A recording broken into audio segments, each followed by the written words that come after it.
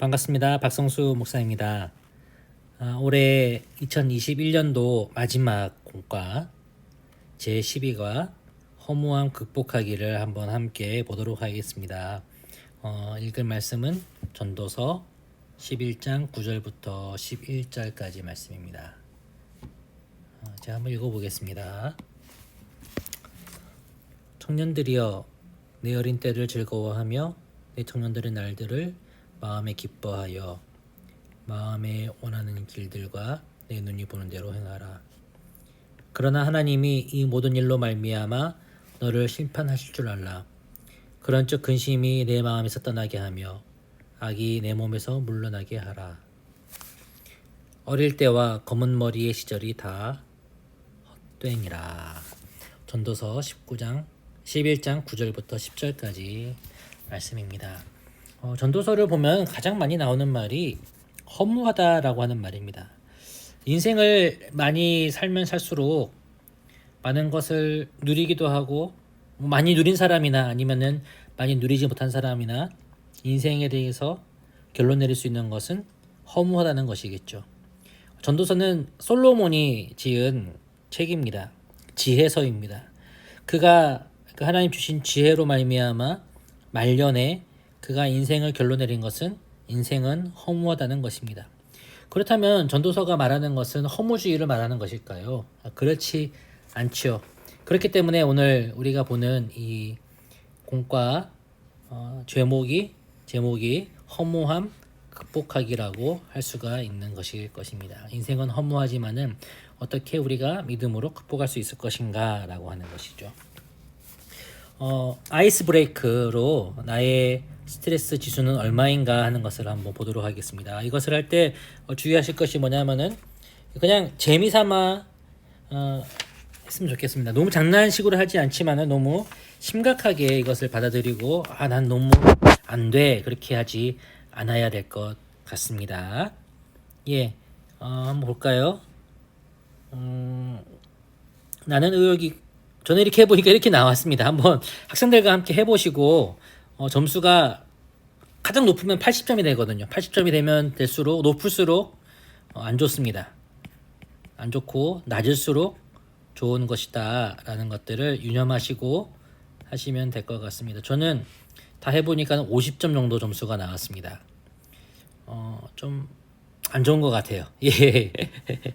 한번 선생님들도 해보시고 학생들과 함께 이 아이스 브레이크 시간에 나의 스트레스 지수가 얼만큼 되는가, 내가 인생에서 얼마나 허무함과 그리고 매사에 많이 힘든 것들을 많이 겪고 있는가라고 하는 것들을 보시면 좋을 것 같습니다. 다음 수프로입니다. 수프로 천하의 솔로몬도. 솔로몬이 어떤 사람이었습니까? 성경책을 보면 솔로몬은 가장 지혜로운 사람이었고 가장 갑부였고 그리고 가장 많이 향락을 누렸던 사람이었다라고 그렇게 말하고 있습니다. 이 세 가지를 누렸던 이 재산, 지혜, 향락 얼마나 많은지 한번 함께 살펴보도록 하겠습니다. 솔로몬의 재산은 얼마 정도였습니까? 솔로몬이 물려받은 재산은 역대상 22장 14절에 기록되어 있는데 제가 한번 읽어보겠습니다. 내가 환난 중에 여호와의 성전을 위하여 금 10만 달란트와 은 100만 달란트와 놋과 철을 그 무게를 달 수 없을 만큼 심히 많이 준비하였고 또 제목과 돌을 준비하였으나 너는 더할 것이며. 물려받은 재산이 성전을 짓기 위해서 물려받은 재산이 무려 금 10만 달란트, 은 100만 달란트, 그리고 놋과 철은 셀 수가 없을 정도였다라고 기록을 하고 있습니다. 그렇다면은 솔로몬이 1년 동안 모은 재산은 세금은 얼마만큼 되는가에 대해서도 기록이 되어 있는데요. 열왕기상 10장 14절을 보시면 제가 읽어보겠습니다. 솔로몬의 세입금의 무게가 금 666달란트요. 666달란트라고 하고 있습니다. 1달란트가 34kg인데 금이 1g은 약 41,000원 정도였다라고 이렇게 하거든요. 그렇게 따져보면은 대략 얼마 정도냐? 한 1조 원 가까운 2015년 8월을 기준으로 해서 1조에 가까운 돈이었다라고 660달러 되면 그 정도 된다라고 그렇게 말을 합니다. 어마어마하지요. 예. 다음은 솔로몬의 지혜가 얼마나 컸는가. 솔로몬이 지은 잠언과 노래는 열왕기상 4장 32절에 기록이 되어 있어요. 제가 한번 읽어보겠습니다. 뭐라고 얘기하고 있는지. 그가 잠언 3000가지를 말하였고 그의 노래는 1005편이며. 예, 잠언, 인생의 지혜를 줄 수 있는 속담을 담은 책, 그것을 3000개 정도 잠언을 만들었고, 그리고 노래는 1005곡 정도 노래를 만들었다라고 말을 합니다. 그러면 솔로몬의 지혜가 어느 정도였느냐? 열왕기상 4장 30절과 34절에 기록이 되어 있는데, 솔로몬의 지혜가 동쪽 모든 사람의 지혜와 애굽의 모든 지혜보다 뛰어난지라 라고 되어 있고요. 34절에서는 사람들이 솔로몬의 지혜를 들으러 왔으니 이는 그의 지혜의 소문을 들은 천하 모든 왕들이 보낸 자들이라. 예, 모든 나라 사람들의 지혜, 그 중에 있는 지혜자들보다 뛰어난 지혜를 가지고 있었고, 사방에서 모든 왕들이 솔로몬의 지혜가 얼마나 큰지 알아보기 위해서 사람들을 보내었다. 아니면 왕들이 직접 찾아오기도 하였다라고 말합니다. 이만큼 어마어마한 대단한 지혜를 가진 사람이 바로 솔로몬이었던 것입니다. 다음, 솔로몬이 얼만큼 향락을 누리던 사람이었는가에 대해서. 솔로몬의 후궁과 첩의 수는 얼만큼 됩니까? 열왕기상 11장 3절을 보면은 이렇게 기록을 하고 있습니다. 왕은 후궁이 700명이요 첩이 300명이라. 그의 여인들이 왕의 마음을 돌아서게 하였더라. 예, 후궁 700명, 첩이 300명. 예, 따로 왕비가 있었음에도 불구하고 그 외에도 후궁, 첩, 엄청 많은 여인들을 누리고 있었다라고 하죠. 왜 이렇게 많은 첩과 후궁을 겨누리고 있었느냐? 다른 나라의 왕들과 결혼을 통해서 국교를 맺고 외교를 하기 위해서 많은 사람들과 결혼을 해야 됐고, 근데 이것이 결국은 어떻게 됐느냐? 왕의 마음을 돌아서게 하였더라. 어디로부터? 하나님으로부터 돌아서게 하였다라고 말합니다. 또 솔로몬이 자신의 왕궁을 짓는데 걸린 시간은 얼마인가에 대해서 열왕기상 7장 1절에도 기록이 되어 있는데요. 한번 읽어보겠습니다. 솔로몬이 자기 왕궁을 13년 동안 건축하여 그 전부를 준공하니라 라고 합니다. 13년 동안 하였는데 그 넓이가 성전의 4배였다라고 합니다. 성전을 짓는데 걸린 시간이 7년이었는데 자기 살 궁전을 짓는데 13년이 걸렸다라고 하고 있죠. 그는 어마어마한 하나님 주신 그 축복으로 재산도 받고 또 지혜도 있었지만은 향락도 많이 다른 사람들보다 어마어마하게 누리고 많은 여인과 또 어마어마한 거대한 집에서 살아가는 그런 많은 것들을 누리는 사람이었습니다. 그런데 중요한 것이 바로 여기 나옵니다. 모든 것을 다 가진 솔로몬이 말년에 고백한 내용은 전도서 1장 2절에 나와 있습니다. 전도서 1장 2절을 보시면 솔로몬이 이렇게 말을 합니다. 전도자가 이르되, 여기서 전도자라는 것은 솔로몬을 말하는 것입니다. 전도자가 이르되 헛되고 헛되며 헛되고 헛되니 모든 것이 헛되도다.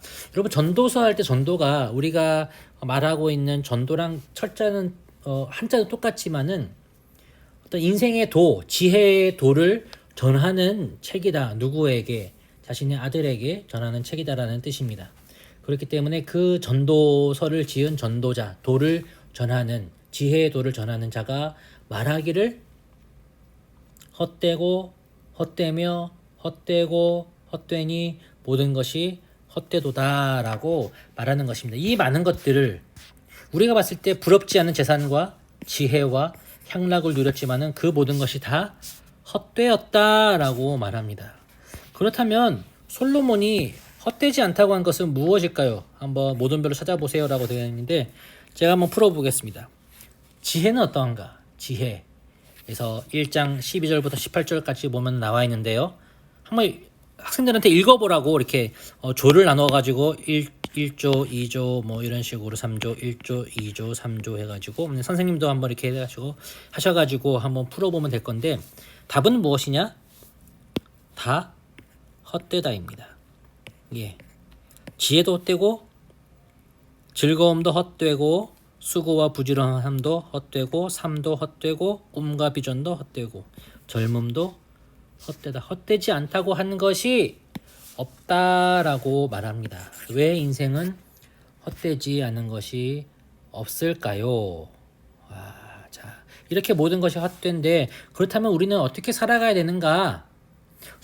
천하의 솔로몬도 이렇게 모든 것을 누리는 솔로몬도 인생을 헛되다고 했는데 우리의 삶이야 어떻겠습니까? 말할 바가 없겠죠. 그러나 우리가 이 헛된 삶 속에서 참된 의미를 가지고 살아갈 수 있는 길이 있다라고 말을 합니다.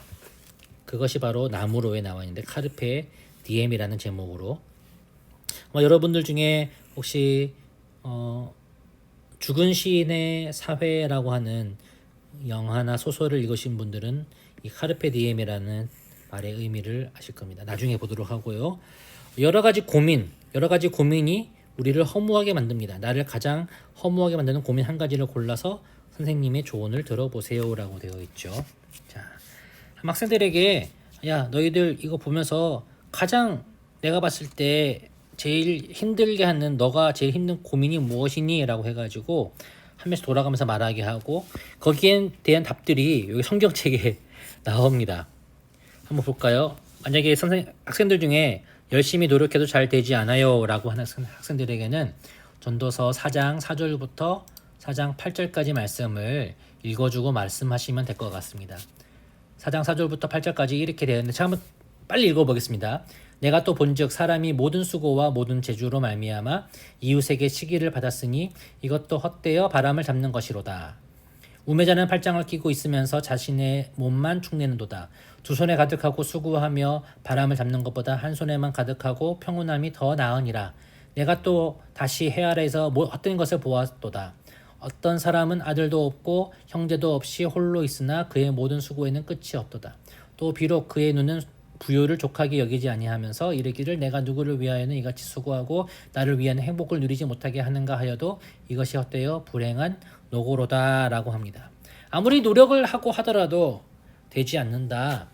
솔로몬도 그렇게 말했다는 것이죠. 그럼 어떻게 하면 되겠습니까? 내가 열심히 노력해도 잘 되지 않아요. 헛된 것 같아요. 하는 친구들에게 사람의 노력과 능력에는 한계가 있어. 그것을 받아들이고 하면 돼. 최선을 다하렴. 그러나 그 되지 않는 결과에 대해서는 너무 미련을 가지지 말고 그냥 그렇다라고 하는 것을 알고 자신에게 만족하면 된다라고 하면 될 것 같습니다. 예, 두 번째입니다. 성적이 나오지 않아서 걱정이에요 라고 하는 친구들 전도서 1장 16절부터 18절 2장 12절부터 17절 13절부터 16절 9장 13절부터 16절 이렇게 쭉 나와 있는데요. 전도서 1장에 있는 걸 한번 보도록 하겠습니다. 제가 한번 읽어보겠습니다. 전도서 1장 16절부터 18절까지 말씀. 내가 내 마음속으로 말하여 이르기를 보라 내가 크게 되고 지혜를 더 많이 얻었으므로 나보다 먼저 예루살렘에 있던 모든 사람들보다 낫다 하였나니 내 마음이 지혜와 지식을 많이 만나 보았음이로다.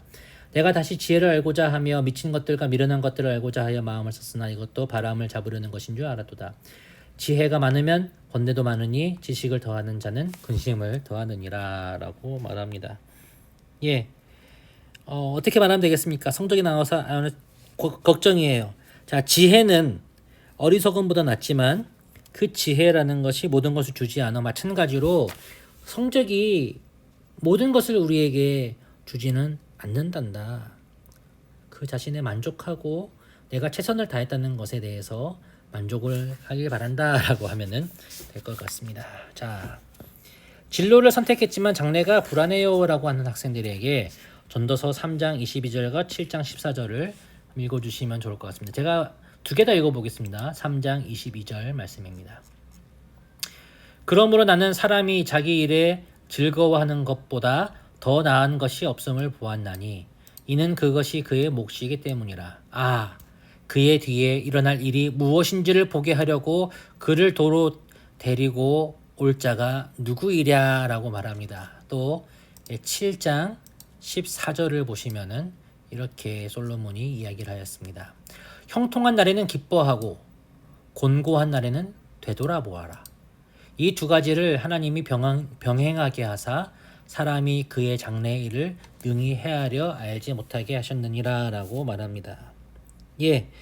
불확실한 미래를 놓고 그것을 너무나 이렇게 걱정하여서 현재를 누리는 것을 놓치지 마라. 현재에 만족하고 현재를 누려라. 지금을 살아라 라고 말씀해 주시기 바랍니다. 그렇습니다. 우리가 미래를 걱정하기보다 우리의 삶의 하루하루 한 걸음 한 걸음 열심히 살아가다 보면은 그 미래에 언젠가 내가 꿈꿨던 것이 빠르지 않을지라도 언젠가는 그것이 우리에게 이루어질 것을 믿어라 라고 말씀하시면 되겠습니다. 억울하고 이해되지 않는 일을 보고 있어요. 누명을 쓰거나 아니면은 온전치 않은 사람들 속에서 내가 홀로 정의를 구하려고 하는 그런 경우가 있을 수가 있죠. 8장 9절 17절 다 하지는 못하겠는데 제가 한번 보고 몇 개만 보도록 하겠습니다. 너무 많죠 이거는요.